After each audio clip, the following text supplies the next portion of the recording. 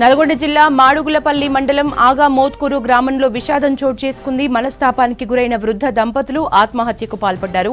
ఆస్తులు పంచుకుని తల్లిదండ్రుల్ని గాలికి వదిలేశారు కుమారులు. దీంతో అనారోగ్యం, ఆర్థిక ఇబ్బందులు, ఆదరించేవారు లేక ఇబ్బందులు పడ్డ వృద్ధ దంపతులు పురుగుల మందు తాగి సూసైడ్ చేసుకున్నారు.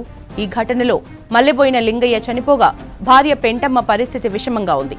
నల్గొండ ప్రభుత్వ హాస్పిటల్కి తరలించి చికిత్స అందిస్తున్నారు. కేసు నమోదు చేసుకుని దర్యాప్తు చేస్తున్నారు పోలీసులు.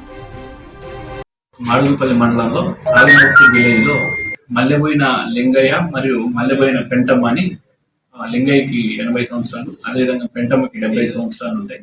వీళ్ళిద్దరు కూడా పొలానికి వాడే క్రిమిసంహారక మందు తాగి పెంటమ్మ అనేటాన్ని ఇమీడియట్ గా హాస్పిటల్లో ట్రీట్మెంట్ కోసం గవర్నమెంట్ హాస్పిటల్ నల్గొండకు పంపించినారు.